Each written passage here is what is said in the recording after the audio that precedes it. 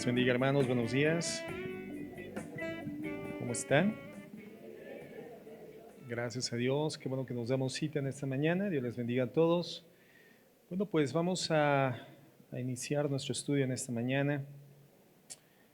Recordar nuestro evento previsto para el 20 al 22, la visita del pastor Toño Lázaro.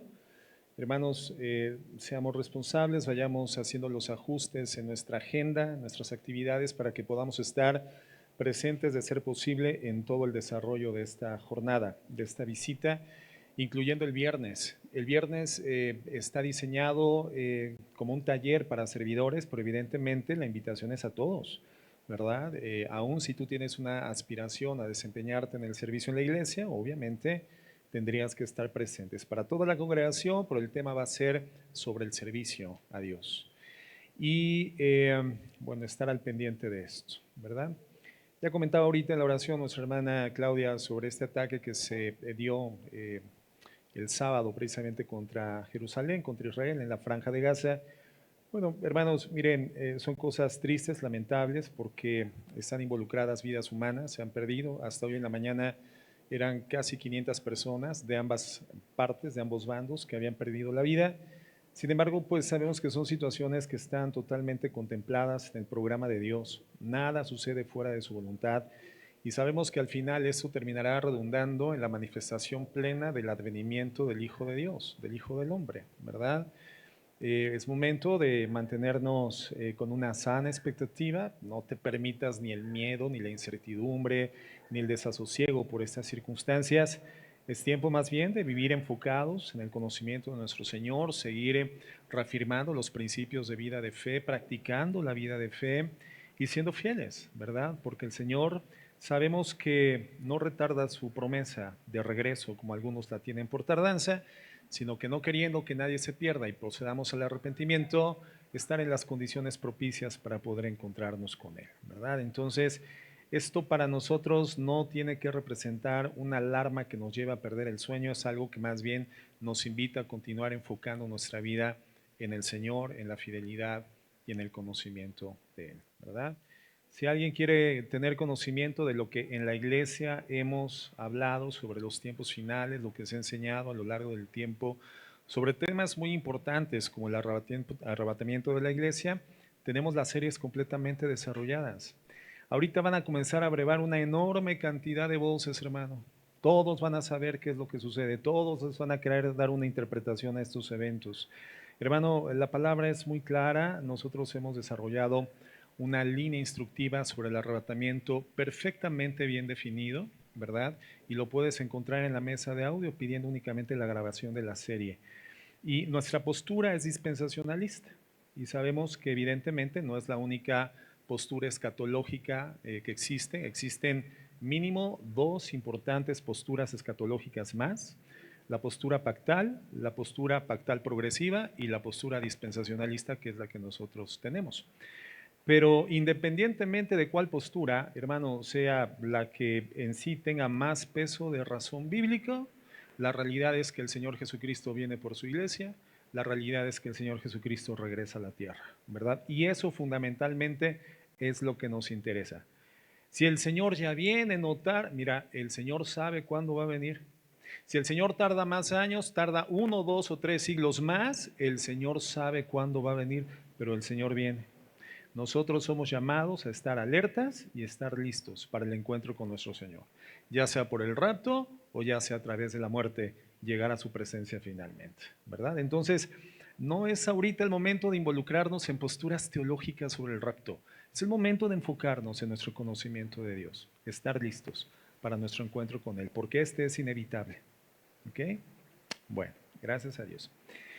Terminamos la semana pasada la serie sobre las bienaventuranzas, que las encontramos muy bien descritas en la primera parte del Sermón del Monte, Mateo 5. Pero el Sermón del Monte, hermanos, se extiende a lo largo de Mateo 5, 6 y 7, 3 capítulos, y encontramos en Mateo 6, 25 una información que vamos a estudiar con la guía del Espíritu Santo en esta oportunidad.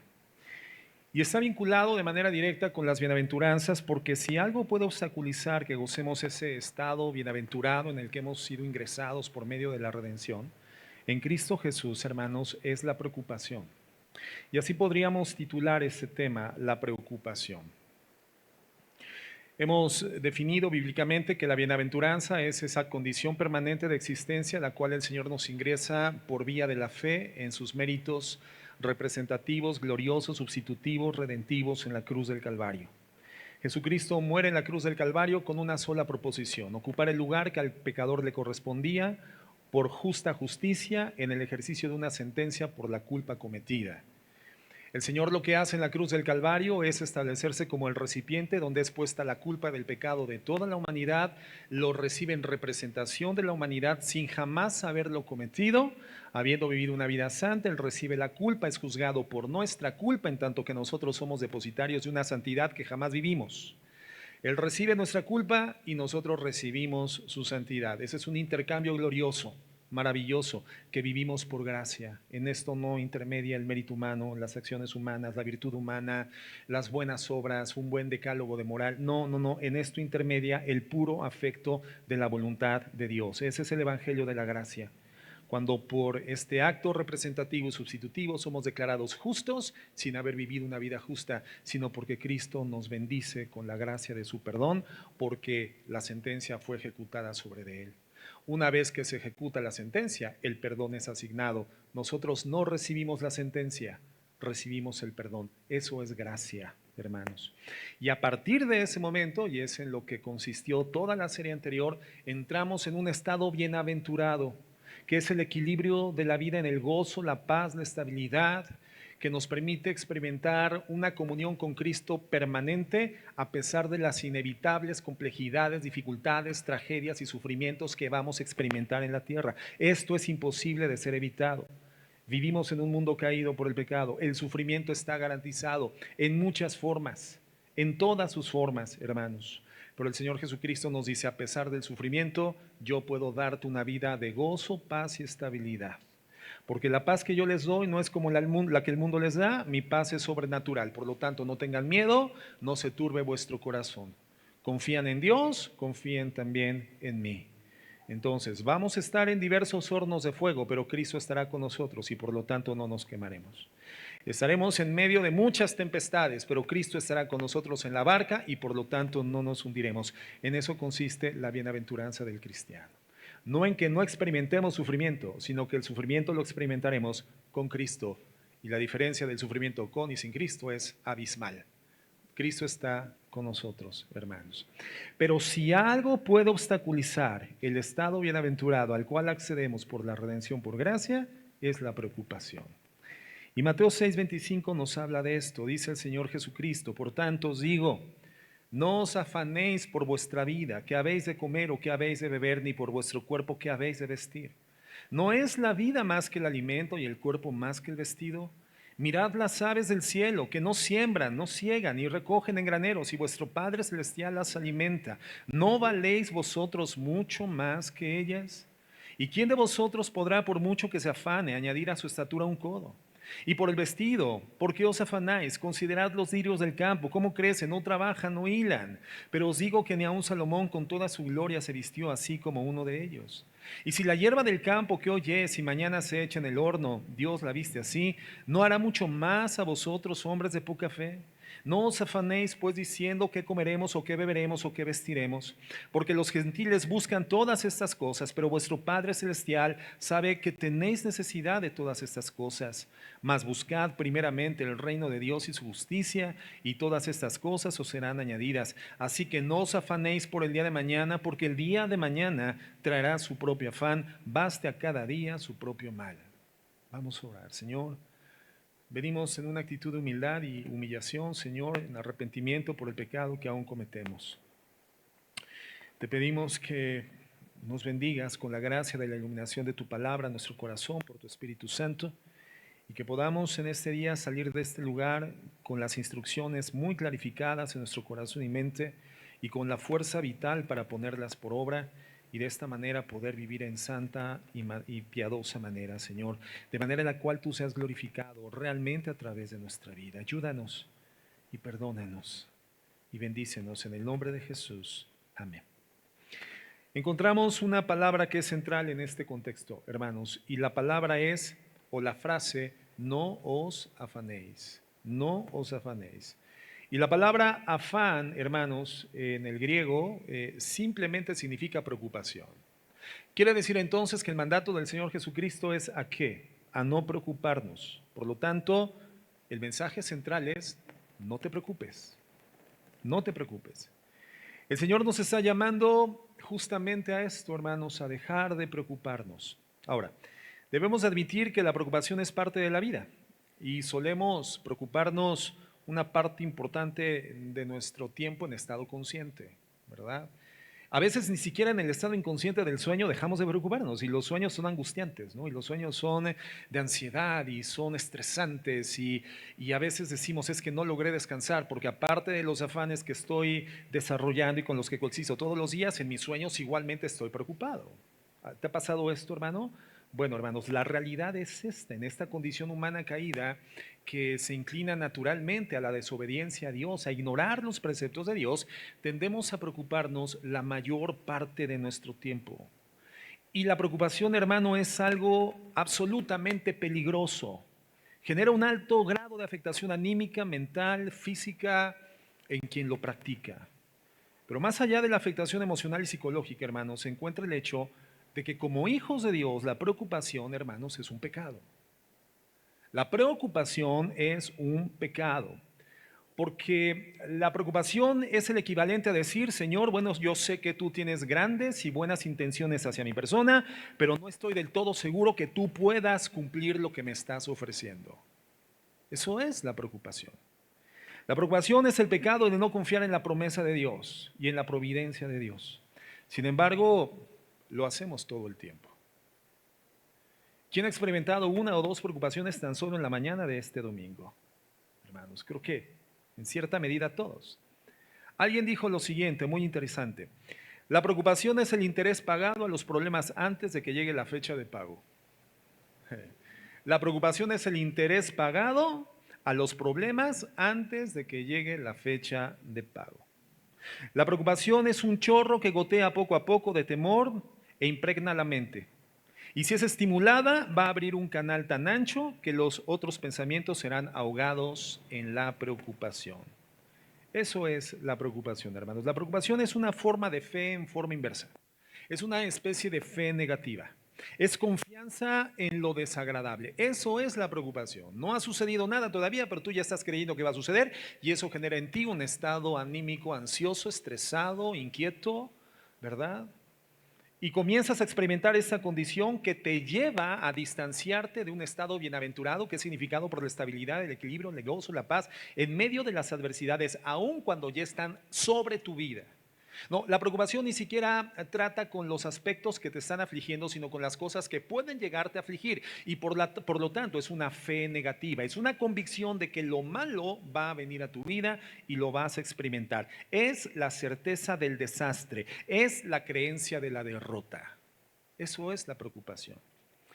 La preocupación es desperdiciar entonces el tiempo de hoy para ahogar las oportunidades del mañana en los problemas del pasado. Eso es la preocupación. En un artículo, hermano, y esto como ilustración, sobre la neblina, todos hemos tenido la experiencia de pasar por un territorio con neblina, ¿no? Nosotros, cuando vamos en diciembre habitualmente a Veracruz, pasamos por una zona en la carretera en la ciudad de Córdoba y a Veracruz que se llaman las Cumbres de Maltrata, y es una zona montañosa tan alta que literalmente a lo largo de unos 20 o 30 kilómetros no ves nada. Y tienes que ir circulando a muy baja velocidad y con las luces largas porque no logras observar a más de 5 metros de distancia. Eso es la neblina. Bueno, este artículo dice que cómo se constituye la neblina. Una neblina densa que cubre una área de cuadras, de 7 cuadras en una ciudad, ese es el ejemplo, y que alcanza una profundidad de 20 metros. Dice que esta neblina de 7 cuadras y 30 metros de profundidad está conformada por la humedad de un vaso de agua dividida en 60 mil millones de gotas. La neblina que puede obscurecer o nublar la visibilidad de una ciudad de 7 o de un territorio de 7 cuadras con 30 metros de profundidad es la humedad de un vaso de agua dividida en 60 mil millones de gotas de agua. Estamos hablando de un contenido, hermano, de ninguna forma grande, pero tiene la capacidad de parar enteramente la dinámica de una ciudad. Por eso la ilustración, hermanos. La preocupación es así, porque en sí no tiene gran contenido la preocupación, pero puede paralizar literalmente tu vida espiritual y la de tu familia, la de mucha gente más. Mira, cuando tú eres cabeza del hogar, eres el papá, ¿verdad? El proveedor, el esposo, o eres la mamá que tienes que salir adelante para poder resguardar económicamente la vida de tus hijos, y tus hijos no identifican tu preocupación, tus hijos siguen viviendo de manera normal, pero cuando los hijos identifican la preocupación en el rostro del padre, entonces dicen, es buen momento de comenzarnos a preocupar. Cuando la esposa comienza a identificar estrés en el corazón del marido, la esposa dice, es buen tiempo para comenzarnos a estresar todos. Y eso es la preocupación. Es una contaminación, hermano, que comienza a desarrollarse y a ahogar el corazón de una familia entera. No solamente afecta a una persona, sino a todo su entorno de vida. Nos damos cuenta entonces, hermanos, de que la preocupación es una expresión de la pecaminosidad humana y el motivo de la preocupación más común es aquella que se desarrolla por los elementos básicos, elementales de la vida. Y en ese sentido, hermanos, no somos diferentes a las personas a quien Jesucristo está originalmente dictando esta enseñanza. Nuestra preocupación es generalmente por qué vamos a comer, qué vamos a beber y qué vamos a vestir, por cuestiones básicas de la vida. Y sin duda, cualquiera podría decir para justificarse, bueno, lo que pasa es que es legítimo. Finalmente, preocuparme por estas cosas básicas es totalmente legítimo. ¿Cómo no me voy a preocupar por estas cosas que si no las obtengo, si no las detento, puede verse mi vida fragmentada, quebrantada o puesta en entredicho? Porque no me estoy preocupando por cuestiones extravagantes. ¿Quién de nosotros se preocupa por cómo poder comprar un Lamborghini o un Ferrari? ¿Cómo lo voy a hacer? Tengo que comprar ese Lamborghini. ¿Cómo? Nadie se preocupa por eso. ¿Quién se preocupa por tener una casa, verdad, en el fraccionamiento más lujoso de la ciudad? No, nuestras preocupaciones son por esos elementos básicos, cotidianos, que son fundamentales para la subsistencia, hermanos, y el sustento de nuestra vida.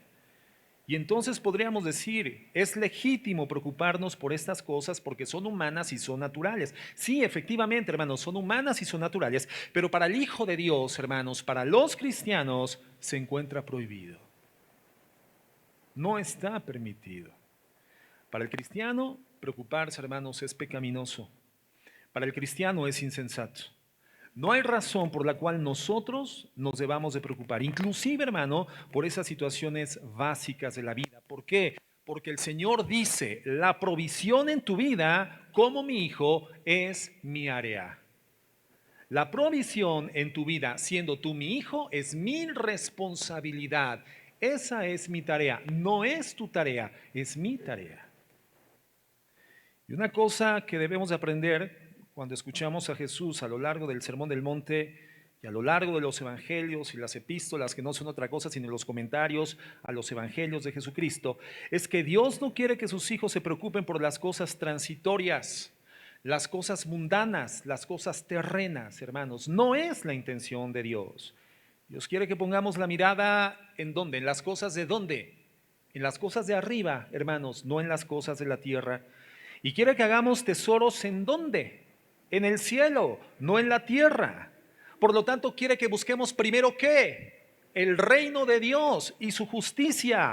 ¿Para qué? Para que nosotros seamos libres de esta carga. Y entonces Él nos dice, no se preocupen por estas cosas, porque yo estoy encargado de eso. Ustedes busquen las cosas de arriba, no las de la tierra. Busquen primeramente el reino de Dios y su justicia, y de la añadidura terrena yo me encargo. Esa es mi materia, ese es mi trabajo, esa es mi área a favor de ustedes. Son mis hijos. La preocupación es como si te hospedaras en un hotel lujoso, hermano, y llegaras a la habitación y dijeras, ¿habrán pagado la luz o no? ¿Y qué tal si estoy viendo la internet, la televisión y de repente se va la luz porque no sé si el contador habrá pagado la luz de este hotel? Hermano, aun cuando te hospedes en un hotel de una estrella o de un pico, hermano, no te preocupas por esto. Es como si llegaras a tus vacaciones anheladas, esperadas a la playa y dices, ¿y si no hay agua en el mar? Así de ridícula, hermanos, es la preocupación. Y si nosotros hacemos realmente un equiparamiento de lo que representa este absurdo contra la preocupación por las cosas materiales siendo hijos de Dios, hermano, aún, hermanos, la distancia es más abismalmente vergonzante para nosotros. El Señor dice, no se preocupen por esas cosas. Es un principio básico de la vida espiritual. Que no seamos personas que vivamos concentradas en la tierra. Simplemente tenemos que aprender a entregar, a desahogar nuestras cargas en Dios. Y estamos libres, hermanos, para vivir en los lugares celestiales. Para eso estamos siendo acondicionados, no para vivir de la mejor forma materialmente en la tierra, sino para poder llegar en aquel día a disfrutar plenamente la herencia espiritual que el Señor nos ha dado. Entonces, la persona cristiana que se preocupa está incidiendo en un pecado. Ahora, eso sucede con las personas que tienen también altos ingresos, un alto nivel de vida en el estatus material. También esas personas están preocupadas por sus necesidades, lo creamos o no.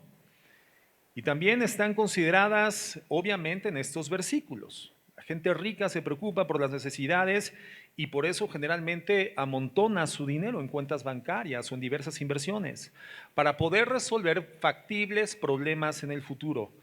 Y entonces se convierten en acumuladores de riqueza, acumuladores de dinero. Se están asegurando de que si todo se viene abajo, ingresan a una crisis financiera, ellos pueden estar confiados en que sí tendrán que comer, que beber y que vestir. Es exactamente lo mismo. La preocupación del pobre y del rico son exactamente la misma. Por eso muchos millonarios se han quitado la vida en diferentes crisis financieras. Cuando hay una crisis financiera, un quebranto estrepitoso de las bolsas de valores, por ejemplo, hermano, tú no ves que se suiciden los pobres. ¿Quiénes se suicidan? Los ricos, no los pobres. Quiere decir que esa preocupación, hermano, no es un tema de estatus social, es un tema del alma del hombre. Es un tema de la condición pecaminosa del ser humano. El pobre se preocupa por qué comer y el rico se preocupa por no tener que dejar lo que está acostumbrado a comer. El pobre se preocupa por qué vestir, pero el rico se preocupa por no dejar de vestir la marca que está acostumbrado a vestir. Y cuando un rico no puede por alguna causa financiera comprarse el más actual o el último modelo de los iPhone en el mercado, entonces ya está en crisis. Así de sencillo. Mientras el pobre se preocupa por qué beber, el rico se preocupa por no dejar de beber lo que está acostumbrado a beber. Entonces nos damos cuenta de esto, hermano. El rico almacena para su futuro pensando que en eso puede determinar su propia seguridad para el tiempo por venir. Y en esta ecuación el rico no incluye a Dios. Pero el pobre tampoco cuando vive en preocupación. Entonces nos damos cuenta de que ni la preocupación del rico es más legítima que la preocupación del pobre, ni la preocupación del pobre es más legítima que la preocupación del rico. Pero en el contexto, hermano, el Señor Jesucristo entendemos que sobre todo está hablando a las personas pobres que no tenían en ese momento particularmente recursos suficientes para el futuro y dependían literalmente de lo que pudieran ganar el día de hoy. Y pensaban en el mañana con un gran afán en su corazón, con una grande preocupación. Y el Señor nos está diciendo, no debes preocuparte, no debes tener ansiedad por las necesidades del mañana, inclusive si no tienes nada. Y quiero hablar brevemente del contexto, hermano, cuando Cristo da esta enseñanza en el Sermón del Monte. Jesús lo que está haciendo, al igual que en las bienaventuranzas, es llevándoles al estándar del cual el ser humano había caído por causa del pecado. Ellos estaban acostumbrados a verlo todo, juzgarlo todo, analizarlo todo a la luz de la forma en la cual estaban humanamente habituados a vivir. Por eso Jesucristo les está dando un estándar diferente, el estándar de Dios. Y les da el estándar divino de la vida moral. Les da el estándar divino de la verdadera adoración. Les da el estándar divino de la verdadera forma de vida en el reino de los cielos en una condición bienaventurada. Y aquí les da el estándar divino en relación a las cosas materiales, en relación al dinero. Y a lo largo del Sermón del Monte, el Señor les da la categoría divina de todas las cosas en la vida humana. Y tenemos que entender esto, hermano. Dios tiene siempre algo que decirnos en relación a nuestras actitudes. Dios tiene algo que decirnos en relación a nuestro compromiso con la palabra de Dios, a nuestra búsqueda de Él, a nuestro tiempo devocional. Dios tiene algo que decirnos acerca del servicio a Dios, acerca de nuestros valores espirituales, acerca del dinero, de nuestras posesiones materiales. En otras palabras, Él abarca todas estas dimensiones de la vida y en este gran sermón, el Sermón del Monte, en este punto en particular está tocando la parte del dinero y las posesiones materiales.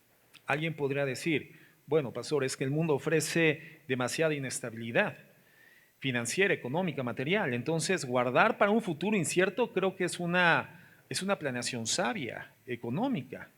Bueno, el punto es que el Señor Jesús de ninguna forma está estableciendo una prohibición al ahorro o a la previsión, no, hermanos. ¿Está el Señor Jesucristo estableciendo una exhortación negativa por la buena mayordomía de los recursos materiales? Evidentemente no. Lo que el Señor Jesucristo está diciendo es: no te preocupes por el futuro. Y hay una gran diferencia entre ser previsor y acumular motivados por el miedo y la preocupación. O retener, acortar la mano, cerrar el corazón, preocupado por lo que mañana pueda llegar a suceder. Lo que está mal justamente es eso, hermanos, preocuparse por eso, por los planes de los cuales evidentemente Dios tiene el control, porque Dios tiene el control enteramente del futuro. Y si Dios te da la instrucción de usar el dinero para un fin determinado y tú lo guardas temeroso para el futuro, entonces se convierte en un pecado, se constituye en un pecado, porque estás queriendo predeterminar la seguridad material de tu vida ignorando enteramente a Dios. Y eso, hermano, está mal. Eso es pecaminosidad. Entonces, ¿podemos tener tesoros? Sí, pero ¿dónde debemos de hacerlo? En el cielo. Y logramos hacer tesoros en el cielo cuando dejamos de preocuparnos por las cosas materiales en la tierra. Comenzamos entonces a enfocar nuestra vida en lo que importa, en lo eterno, en lo perdurable, en lo espiritual. Es ahí donde el Señor quiere que esté nuestro enfoque. Y la única manera de podernos enfocar en las cosas espirituales para la eternidad es dejando enteramente el cuidado de lo material en las manos de quien dice que tiene cuidado de nosotros. Y por lo tanto nos insta: busquen primeramente el reino de los cielos y su justicia. Lo demás es mi añadidura para sus vidas. Esa es mi materia en su vida terrena. Vamos a ver un principio general. En Mateo 6:25 dice: por tanto os digo, no os afanéis. Y eso es repetido en el versículo 31, no os afanéis. Versículo 34, no os afanéis. Entonces nos damos cuenta de que este es el tema que aborda todo el pasaje. El mensaje central, el significado central del escritor de esta porción bíblica, que solamente narra lo que fue dictado en este sermón de boca de nuestro Señor Jesucristo, es justamente esto: no te preocupes, no te afanes, no te preocupes. Y la conjugación del verbo en el verso 25 nos dice lo siguiente: deja de estar preocupado, y si lo estás haciendo, ya deja de hacerlo. Eso sería una paráfrasis, digamos, una amplificación más descriptiva de lo que en forma centralizada nos está ofreciendo el texto. Deja ya de preocuparte. Y el versículo 31 dice: no empieces a preocuparte. Entonces, como quiera que sea, el Señor no lo permite. El Señor prohíbe la preocupación en la vida de sus hijos. Él nos está diciendo: si estás preocupado, deja de hacerlo ya. Y si aún no estás preocupado, entonces no empieces a preocuparte hoy. Ese es el mensaje. Entonces el versículo 25 dice: dejen de preocuparse por vuestra vida. En el griego la palabra preocupación, o la palabra más bien vida, es psuje y significa toda la plenitud de la vida física terrenal externa, es decir, todo lo que una persona requiere para poder garantizar su estado de sobrevivencia o de subsistencia. Todo lo que en este mundo representa la vida física, todo lo que la vida física puede experimentar. Dice Jesús, no te preocupes por eso. No estés afanado por este mundo físico, terrenal y temporal. Es una orden, hermanos.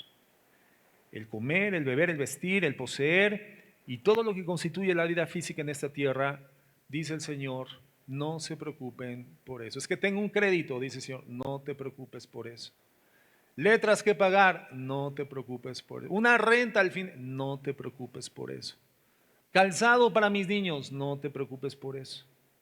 Despensa para la alacena, no te preocupes por eso. Salarios que pagar, dice el Señor, no te preocupes por eso. El inicio del verso 25 es con la palabra por tanto. Y esa palabra pues nos remite evidentemente a un antecedente, y el antecedente lo encontramos en el verso 19. Vamos ahí, por favor. ¿Por qué el Señor deriva finalmente en esta enseñanza? De no afanarnos, de no preocuparnos. Bueno, dice el verso 19, no se hagan tesoros en la tierra, donde la polilla y el orín corrompen, y donde ladrones minan y hurtan, sino haceos tesoros en el cielo, donde la polilla ni el orín corrompen. Mateo 6, 19. ¿Sí es verdad? Sí, ok. Sino haceos tesoros en el cielo, donde ni la polilla ni el orín corrompen, y donde ladrones no minan ni hurtan, porque donde esté vuestro tesoro, allí también estará vuestro corazón. Si tu tesoro está en la tierra, ¿dónde va a estar tu corazón? Si tu tesoro está en tu negocio, ¿dónde va a estar tu corazón? Si tu tesoro está en tu cuenta bancaria, ¿dónde va a estar tu corazón? ¿Quién va a ser el rey de tu corazón? El Dios de tu corazón, tu negocio, tu cuenta bancaria, tus recursos. Pero si tu corazón está en el cielo, tu tesoro está en el cielo, tu corazón estará ubicado ahí. ¿Quién será el rey de tu corazón? El rey del cielo, el Dios del universo. Porque donde esté vuestro tesoro, allí estará también vuestro corazón. Verso 22, la lámpara del cuerpo es el ojo, así que si tu ojo es bueno, todo tu cuerpo estará lleno de luz. Pero si tu ojo es maligno, todo tu cuerpo estará en tinieblas. Así que si la luz que en ti hay es tinieblas, ¿cuánto no serán las tinieblas mismas? Ninguno puede servir a dos señores, porque o aborrecerá al uno y amará al otro, o estimará al uno y menospreciará al otro. No podéis servir a Dios y a las riquezas. Entonces, encontramos en este antecedente, hermanos, del 19 al 24, tres principios básicos. El primero, los tesoros terrenales se corrompen, pero también corrompen el corazón. Los tesoros terrenales se corrompen y corrompen el corazón. No importa cuán grande sea tu cuenta bancaria. Si tú permitiste que accediera a tu corazón, se va a constituir en el Dios de tu vida. Todo estará centralizado en función del acaudalamiento de dinero que puedas generar en esa cuenta bancaria, negocio, lo que sea, empresa, lo que sea. Y va a corromper tu corazón. Y al final esa riqueza, por grande que sea, es caduca, es efímera y terminará degradándose. Entonces digamos que la riqueza perspectivada desde esta posición equivocada se convierte en un contaminante que termina degradando tu vida. Es como un cáncer, hermanos. No que la riqueza por sí misma sea un cáncer, pero cuando tú le otorgas ese nivel prioritario en tu vida, se convierte en un factor contaminante y termina contaminando tu vida y la degrada, la descompone, la contamina. El segundo principio, anhelar tesoros terrenales ciega tu visión espiritual. Anhelar tesoros terrenales ciega tu visión espiritual. Y en tercer lugar, debes tomar una decisión entre Dios y el dinero. Es tu decisión. Para resumirlo, debido a que los tesoros terrenales te corrompen, debido a que los tesoros terrenales sigan tu visión espiritual y debido a que los tesoros terrenales tienden a alejarte de tu servicio a Dios, por lo tanto, no te preocupes por esas cosas. Esta no debería, hermanos, de ser nuestra preocupación. ¿Por qué? Porque si el último fin, si el fin último de nuestra vida es servir a Dios con fidelidad, si el fin último de nuestra vida es nunca desviarnos de nuestro servicio a Dios, entonces dejémonos ya de preocupar por estas cosas. ¿A quién quieres servir? ¿A Dios o al dinero? A ver, levanten su mano los que dicen, no, yo la verdad, digo, hablando en plata, pastor. Mire, hablando en plata. Yo la verdad, mi enfoque es el dinero. ¿Quién podría decir eso? Ahora los honestos levanten la mano. ¿Quién quiere servir a Dios? Entonces, ¿qué tienes que hacer? Tienes que dejarte de preocupar por el dinero. Porque tu preocupación por las cuestiones materiales, pequeñas o grandes, hermano, no estoy hablando de grandes riquezas, estoy hablando del qué comer, qué beber y qué vestir, como el Señor Jesucristo lo está planteando. Preocuparte por eso, hermano, va a desviar tu corazón. Terminarás sirviendo a un plato de lentejas. Terminarás sirviendo, hermano, a la comida, a la bebida y al vestido. Es lo que el Señor nos está diciendo. Entonces, si tú eres un hijo de Dios, tienes un objetivo particular: tesoros en el cielo. Esa es la meta, tesoros en el cielo. Si eres un hijo de Dios, tienes una visión particular: ver los propósitos de Dios. Esa es tu visión, ver los propósitos de Dios. Si eres un hijo de Dios, tienes un amo en particular. Tú sirves a Dios, no al dinero. Por lo tanto, no debes preocuparte por las cosas mundanas de esta tierra. ¿Y cuáles son esas cosas mundanas, básicas, terrenales? Versículo 25, ¿qué comeréis? El alimento. ¿Qué beberéis? El agua, fluidos. Y por vuestro cuerpo, ¿qué vestiréis? Ropa. Alimento, agua y ropa. No te preocupes por eso.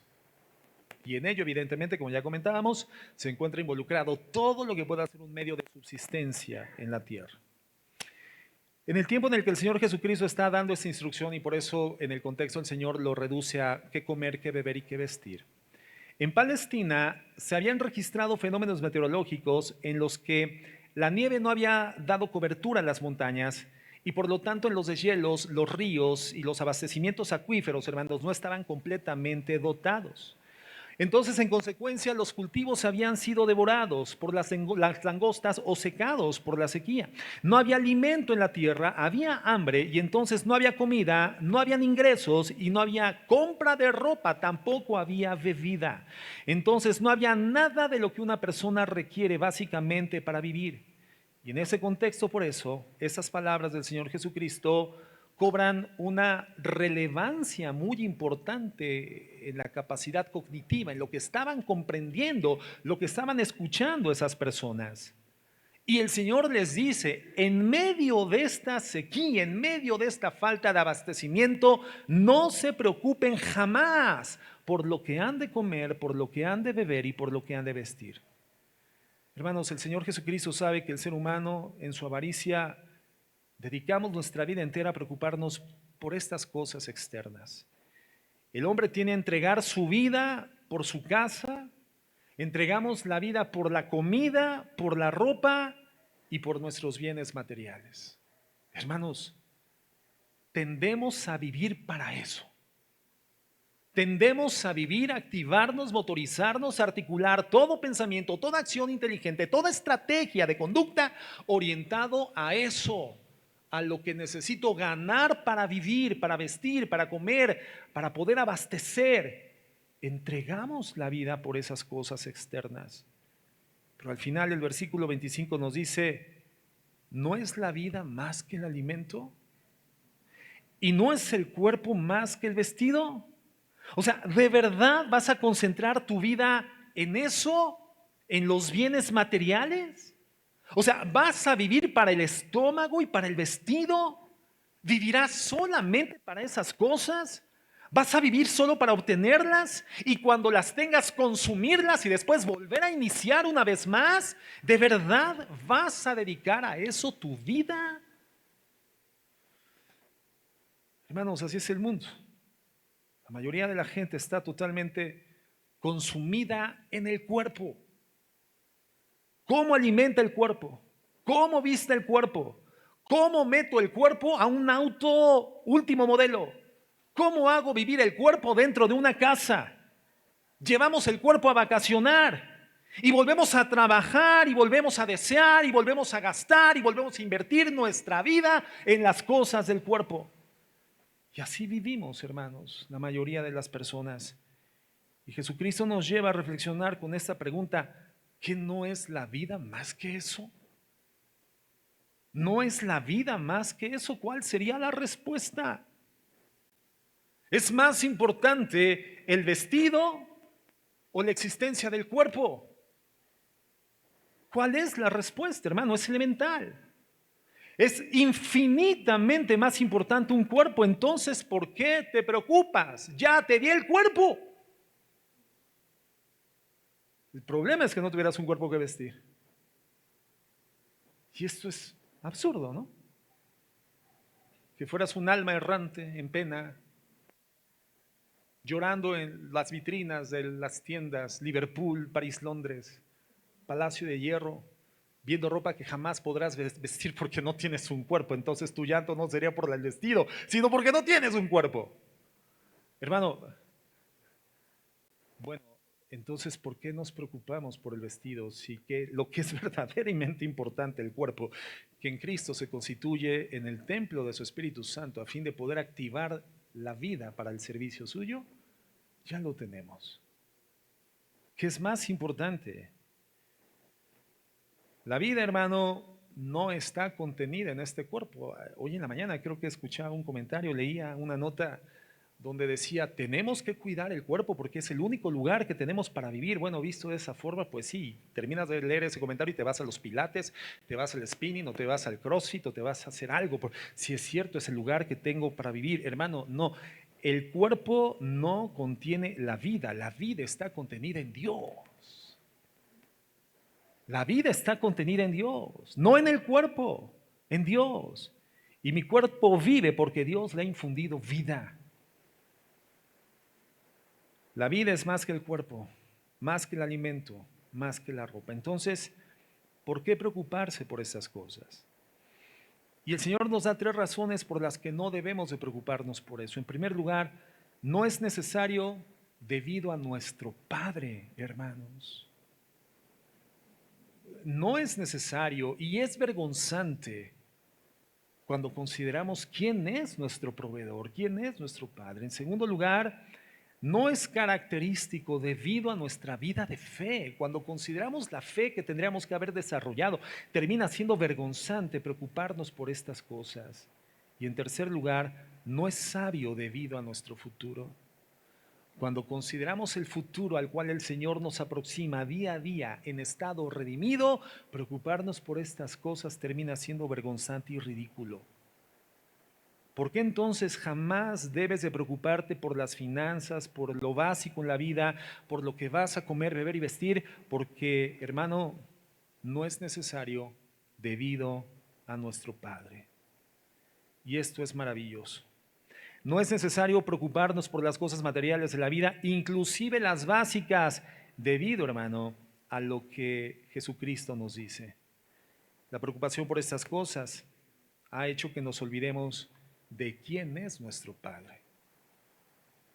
Y los cristianos frecuentemente continuamos viviendo una forma de vida en apariencia espiritual. Ya basta de eso, hermanos. De estar preocupados por hacer lucir bien nuestro cristianismo, que sea apetecible, pero sin que en realidad haya una esencia que lo sustente. Hermanos, no. Venimos a la iglesia, leemos la Biblia, damos diezmos, estamos en los estudios, nuestro lenguaje es espiritual, pero muchas veces olvidamos quién es nuestro Padre. Y si esto te sucede, hermano, olvídate, ¿eh? Tu vida ya dejó de ser espiritual. Aunque parezca, ya dejó de serlo. Solo es una vida religiosa disfrazada de cristianismo, disfrazada de espiritualidad, pero no es real, no es auténtica. Si algo le da sentido a nuestra vida y le permite desarrollarse en forma espiritual, es mantener la identidad con el Padre, en Cristo.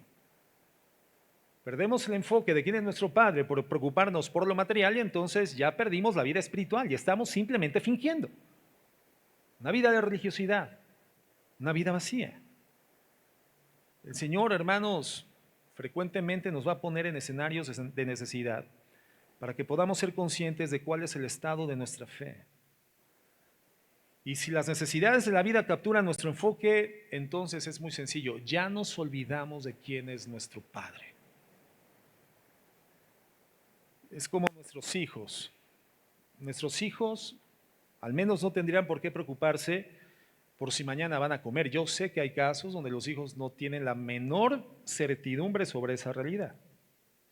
Pero creo que al menos nuestros hijos, los que estamos aquí reunidos, hermanos, simplemente saben que van a comer el día de mañana y nos dicen cosas como: papá, mañana quiero comer hamburguesas. O papá, mañana quiero pizza. Y ya se están saboreando la hamburguesa de mañana. No se están preocupando por si puedes o no dársela. O sea, ya se están saboreando la pizza que anhela su corazón. ¿Quién de nuestros hijos comienza a sentir una profunda preocupación cuando dan las 12 del día y no ven todavía comida en la mesa? O sea, ¿quién de nuestros hijos llega a esa conclusión? Papá, mamá, faltan 2 horas para comer y aún no veo comida en la mesa. ¿Qué pasa, papá? ¿Por qué? ¿Por qué parece que te olvidaste de mí? ¿Por qué? ¿Por qué no tiene sentido eso? ¿Qué acaso no me estás escuchando, papá? Ahorita vengo, voy a ver qué hago para poder traer comida a la mesa de la casa, porque parece que a 2 horas de comer, papá, todavía no hay comida en la casa. ¿Qué pasa, papá? Si tu hijo un día te dice eso, tráelo a consejería. Está mal. Está grave. Hay una afectación severa en su alma. ¿Qué experimentarías hacia tu hijo si te sale con esta serie de razonamientos, hermano? Lo primero que harías sería, no sé, lo sientas en tus piernas, en una silla, y le dices: a ver, hijo, a ver, respira, inhala, exhala. Tienes demasiado cortisol en la mente, en el cerebro en este momento. Inhala y exhala. Vamos a correr un rato, unas vueltas a la cuadra.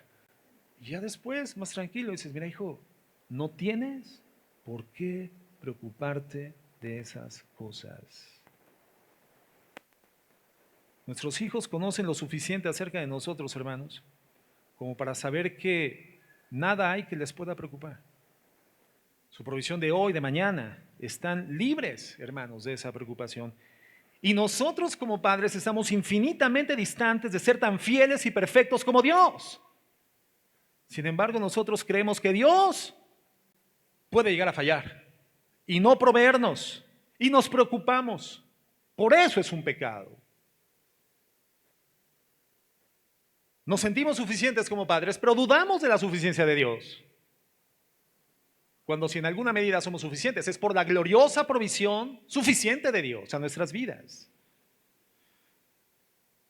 La preocupación es un pecado, porque pone en descrédito el poder de Dios para hacer lo que dice Él, que es poderoso para hacer en las Escrituras. El Señor nos da entonces 3 ilustraciones, hermanos: comer, beber y vestir. En el verso 26 dice: mirad las aves del cielo, que no siembran, no siegan, ni recogen en graneros, y vuestro Padre Celestial las alimenta. ¿No valéis vosotros mucho más que ellas? En la zona norte de Galilea, hermano, se encuentran trazadas, o bueno, no trazadas, sino que se encuentra en las rutas de migración de las aves, hermanos. Y por lo tanto hay comentaristas que piensan que el Señor vio a estas aves volando cuando viene esta ilustración a fin de hacerla comprensible. Les dijo: miren las aves del cielo, que no siembran, no siegan, no recogen en graneros, y vuestro Padre Celestial las alimenta. ¿No valen ustedes más, mucho más que ellas? ¿Cuál sería la respuesta? Claro que valemos más que ellas. Mira, hermano, toda ave que vive y vuela en la tierra vive porque Dios le da vida. Y si Dios le da vida a un ave, Él sustenta la vida al ave a la que se la dio. No existe en el mundo una fundación a beneficio para las aves en desgracia. ¿O tú conoces alguna? No. Para el ave en pobreza, ¿conoces alguna fundación para ese fin? No. O para el ave sin gusanitos. Vamos a hacer una colecta para la fundación de aves sin gusanitos. No, hermano, las aves no tienen conciencia ni siquiera de sí mismas. Podríamos decir que no tienen procesos cognitivos, sí los tienen, pero son muy elementales. Que no tienen capacidad de raciocinio, sí la tienen, pero muy elemental. Y Dios implementa al interior de las aves algo llamado instintos. Y Dios ha creado las aves con una capacidad divina para encontrar todos los días lo que les es necesario para vivir. Dios crea vida y después continúa sustentando la vida. Es Dios.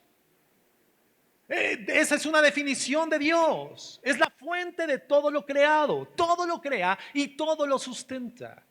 El Señor Jesucristo lo sustenta todo con la palabra de su poder, creador y sustentador.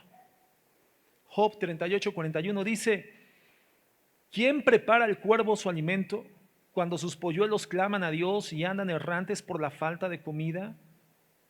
Jesucristo nos dice: y vuestro Padre Celestial las alimenta. ¿No valen ustedes mucho más que ellas?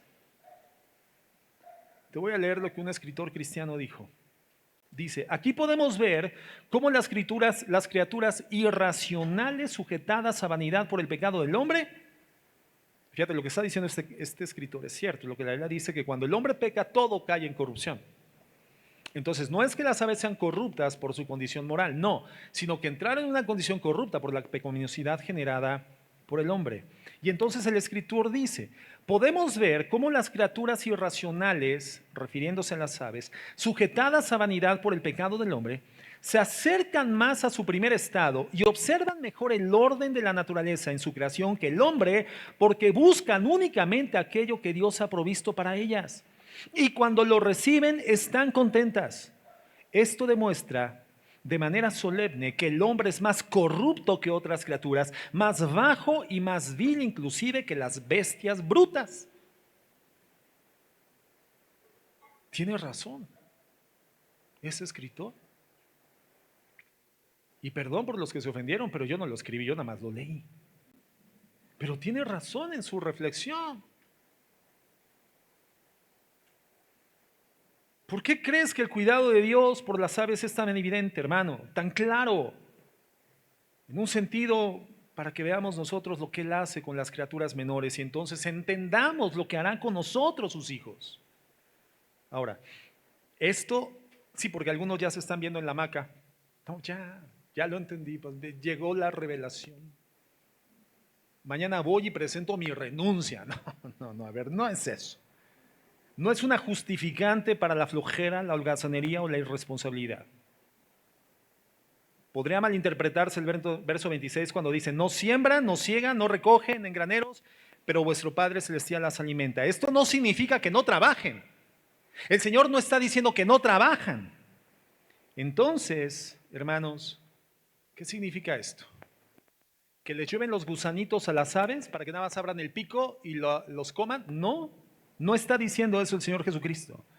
Las aves, hermanos, Dios las alimenta mediante un instinto que les indica dónde encontrar ese alimento. Y ellas tienen que trabajar por ese alimento, pero no se preocupan. Pero sí se ocupan en buscar el alimento, sabiendo que cuando lo busquen, lo van a encontrar. Pero está involucrado el trabajo de las aves. Hacen un nido, alimentan a los polluelos. ¿Tú has visto hacer sus nidos a las aves, hermano? En la cochera de mi casa, la que es casa de todos ustedes, están invitados, pero vayan de uno, por favor, y avísenos, porque si no nos vamos a ver en un problema. Y entonces no quiero preocuparme por qué comer. Pero en la cochera de la casa, hermanos, las aves, hermanos, acostumbran a hacer justamente en una esquina sus nidos.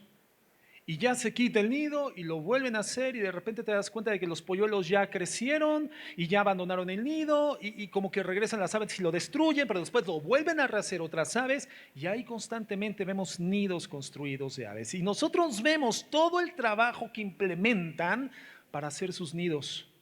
Dios puso el instinto en ellos, en ellas, pero ellas trabajan elaborando un nido y su preocupación es: ¿dónde voy a encontrar ramitas o paja para hacer el nido? Ellas buscan sabiendo que lo van a encontrar. Trabajan sin preocupación. Por eso el Señor pone esta ilustración. Trabajan mucho y todo este trabajo es hecho, hermanos, sin poner en tela de juicio si van a comer. Lo hacen por instinto y nunca se exceden, hermanos. No construyen nidos más grandes, no construyen nidos más lujosos, nunca almacenan gusanos Y después se enorgullecen por haber almacenado más gusanos que las otras aves. No hacen esto, hermanos. Es decir, que trabajan dentro del marco de Dios para ellas. Las aves solamente engordan cuando la gente las mete en jaulas. Y por eso se mueren los pericos en la jaula de arteriosclerosis, hermano. Pero si estuvieran libres en el campo, estarían completamente saludables. Si las aves, hermanos, no tienen motivo de preocupación, entonces, ¿por qué nos estamos preocupando? ¿No somos más que las aves? ¿No creemos que Dios nos dará de comer? Hermanos, jamás ninguna ave fue creada a imagen de Cristo. Ninguna ave jamás fue creada a la imagen de Dios. Ninguna ave fue creada para ser coheredera de la gracia con Jesucristo por la eternidad. Nosotros sí fuimos creados para eso. Redimidos por Cristo para eso. Nuestra tarea no es preocuparnos por esas cosas, sino trabajar con gozo, confiados en el amor y en la provisión de Dios. Y si algo nos puede desviar del estado bienaventurado, es esta preocupación. Es la preocupación. Por eso la orden del Señor es: no te preocupes, no te afanes. ¿Qué te afana en esta mañana, hermano? ¿Qué te está preocupando?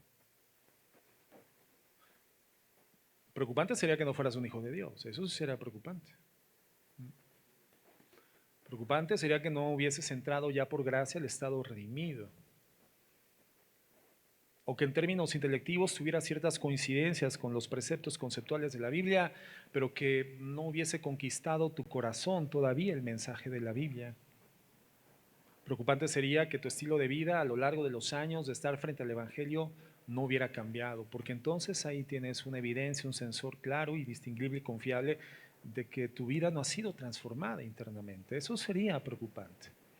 Entonces sí, preocúpate por todo, hermano. Preocúpate por el comer, el beber, el vestir. Preocúpate por la situación familiar, por tu matrimonio, el destino de tus hijos. Preocúpate por lo que va a suceder después de tu vida en esta tierra. O sea, comienza a preocuparte para después ocuparte en presentarte delante de Dios en arrepentimiento y humillación, diciéndole: Señor, vengo a llorar mi pecado delante de ti, reconociendo que soy un vil pecador y sin ti estoy perdido. Y no importa quién sea ante la sociedad, sin ti soy un pobre, ciego, miserable y desnudo, Señor. Estoy en problemas sin ti. Perdóname, me arrepiento y ayúdame a salir de esta miseria. Entonces, esa tendría que ser una preocupación que finalmente en gracia Dios otorga la solución. Pero si tú eres un hijo de Dios y estás preocupado por estas cosas, hermano, arrepiéntete, porque estás pecando. Y como dice la Biblia, en el pecado llevas la penitencia. ¿Así dice la Biblia? No, no dice así la Biblia, pero es una verdad. En tu pecado de preocupación estás llevando la consecuencia, hermano. Una vida de ansiedad, de estrés, dificultades para dormir, mal humor, una conducta estresada con tu familia. No disfrutas estar con tu familia, porque esos tiempos y esos espacios están ocupados por todo lo que gravita en tu mente, queriendo resolverlo todo.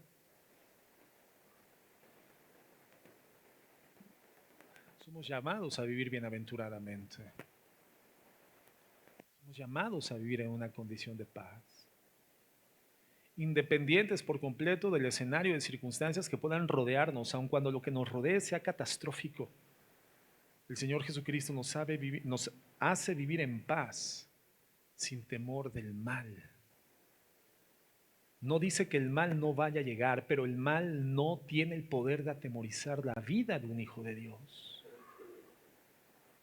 Cuando entendemos que somos ovejas del prado del Señor, cuando el Señor utiliza estas ilustraciones, estas alegorías, para podernos mostrar el tipo de relación que lleva con nosotros sus redimidos, sus hijos por gracia, donde somos ovejas en esta ilustración del Salmo 23, Cuando nos dice manada pequeña, a mi Padre les ha placido darles el reino, nos está mostrando que el cuidado entero de nuestra vida, al igual que la vida de una oveja, está en las manos de su pastor. Pero nuestro pastor es el buen pastor, Jehová es mi pastor y nada, nada me faltará. Nada. Habitamos al abrigo del Altísimo. Pero es habitar al abrigo del Altísimo, hermano, es una obra de tu voluntad y de tu determinación en obediencia voluntaria a las normatividades, a los preceptos, a la vida de gracia que Dios te ha dado.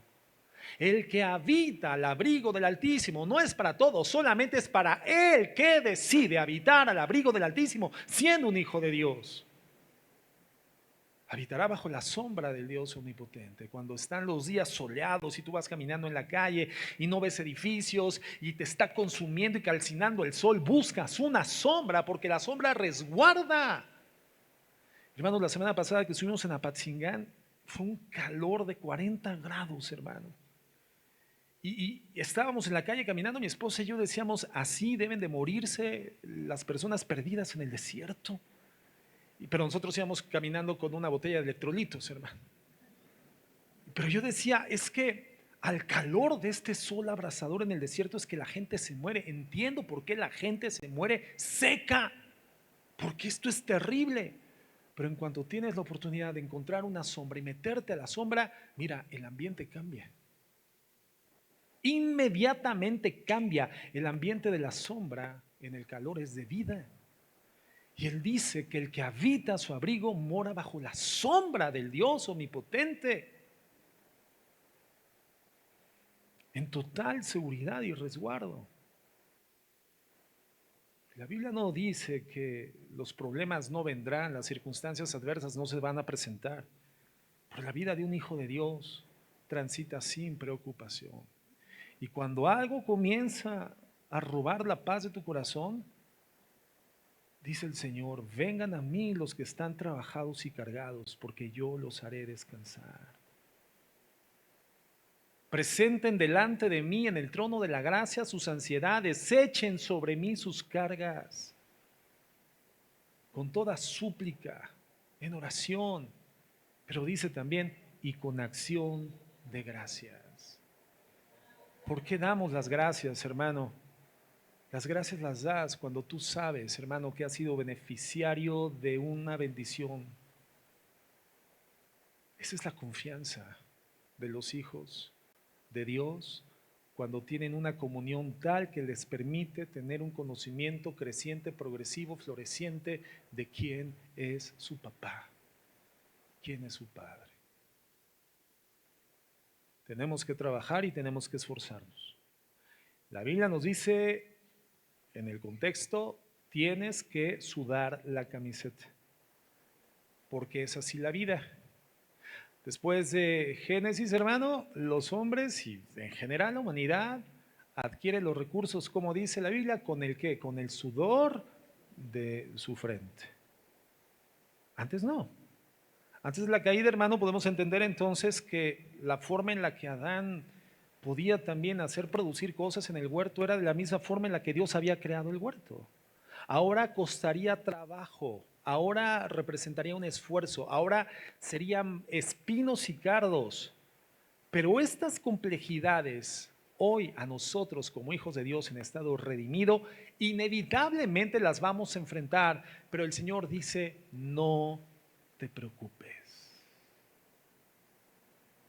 O sea, el Señor no nos promete no enfrentar problemas, sino estar con nosotros en los problemas, resolvernos los problemas y nosotros buscamos una vida de dependencia de Él. Y entonces, si Dios por nosotros, y entonces, ¿dónde está la preocupación? Si Dios es por nosotros, ¿quién contra nosotros? ¿Qué siente el hijo cuando va de la mano del padre? Absoluta seguridad. Y aún ante lo que suele amedrentar al hijo, cuando va de la mano del padre, el hijo saca el pecho y eleva el rostro, porque va el padre con él. Si nosotros vamos de la mano de nuestro Señor, hermanos, entonces, ¿a qué la preocupación? Termina siendo una ofensa, termina siendo un descrédito y un demérito de la personalidad de nuestro Dios. Entonces, hermanos, hemos de trabajar, sí, hemos de esforzarnos, sí, hemos de sudar la camiseta, sí, porque así es el mundo caído en el cual vivimos, pero nosotros en estado redimidos lo podemos hacer libres de ansiedad, libres de estrés y libres de preocupación. Que bajaron las ventas, que no llegan los clientes, que la empresa en la que trabajas está en problemas. ¿Qué tienes que hacer? Ve a la presencia de tu Padre.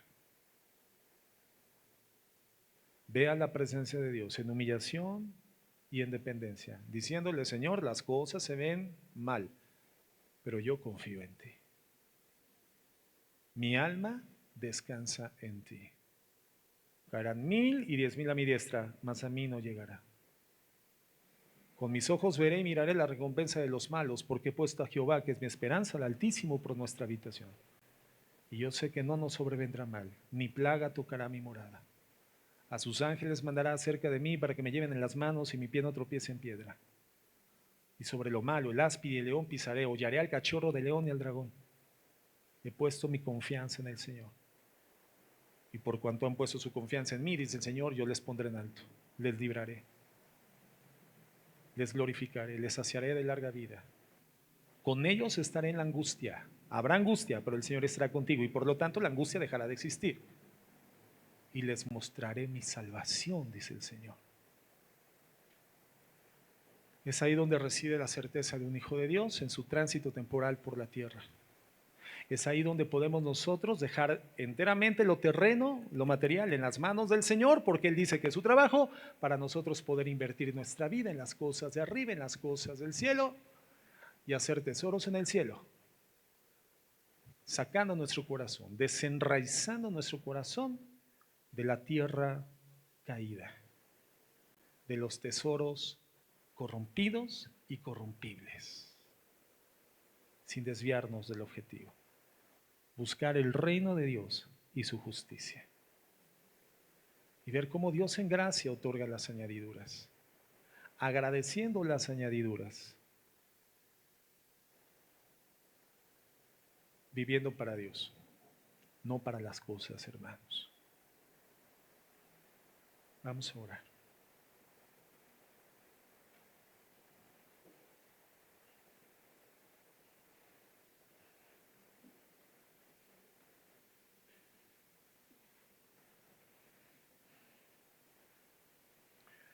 Por tanto os digo, no os afanéis por vuestra vida, qué habéis de comer o qué habéis de beber, ni por vuestro cuerpo qué habéis de vestir.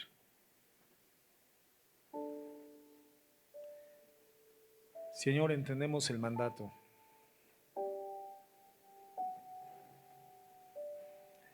Esa es una instrucción prohibitiva. Hay algo que no podemos hacer como tus hijos. Preocuparnos.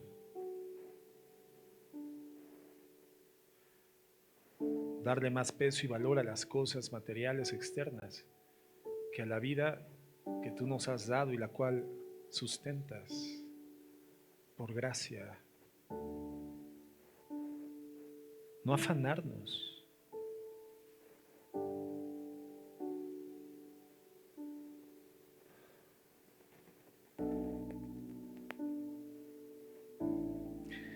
No vivir desarrollando esa fe negativa. Tener confianza, sí, pero en lo desagradable, certeza en el desastre, la certeza de la derrota, no. Eso es lo que tú nos prohíbes, debido a quien tú eres, debido a nuestra fe y debido a nuestro futuro en ti. Es buscarte a ti, es buscar tu justicia. Lo que nos va a permitir hiperdimensionar la percepción de las cosas como son. Como le dijo el profeta a sus siervos, son más los que están por nosotros que los que están contra nosotros. Y luego oró: Señor, Ábrele los ojos, que Él vea en lo espiritual. Señor, que podamos ver en lo espiritual. Y vivir para ti. Pero no podremos ver en lo espiritual si vivimos en lo terrenal. Es buscándote a ti, el reino tuyo y tu justicia. La añadidura ya no tendrá el poder de desviar nuestra atención, no podrá conquistar nuestro corazón. Nuestro corazón estará establecido como el trono de Dios. Señor, perdónanos por esta forma de vida banal y material en la que nos enfrascamos y siendo bienaventurados no lo experimentamos. Y caminando hacia lo eterno, seguimos caminando en lo terreno y ocupados en lo material. Cuando esto todo se va a acabar, Señor, es con nuestros ojos puestos en ti, Jesús, porque tú eres el autor y el consumador de la fe. Señor, perdónanos y ayúdanos. Y los que van caminando bien, Señor, consumir en las cosas de arriba, que ayuden a los que no, a los que les cuesta más trabajo, con amor, con exhortos amorosos, a vivir para Dios. Y como iglesia nos ayudemos, miembros unos de los otros, a caminar como cuerpo hacia el final encuentro con nuestro Dios. Perdónanos, mi Dios, por esta mente materialista, este corazón materialista y por dudar de quién eres tú. Perdóname, Dios, perdóname, Señor. Tú eres Dios, ilimitado, eterno, perfecto, suficiente, inacabable, la fuente de toda energía y de toda luz, la fuente de lo creado y sustentador de tu creación. Sin ti no existiríamos, pero en ti somos y por ti somos. Señor, ayúdanos y perdónanos. En el nombre de Jesús, vivamos para tu gloria y tu honra, Señor, y no para las vergüenzas miserables de la vida terrena, para tu honra y para tu gloria. Gracias por hacernos tus hijos sin merecerlo, por perdonarnos sin merecerlo, por salvarnos sin merecerlo, por llamarnos hijos sin merecerlo. Te bendecimos, Padre, en el nombre de Jesús. Amén y amén.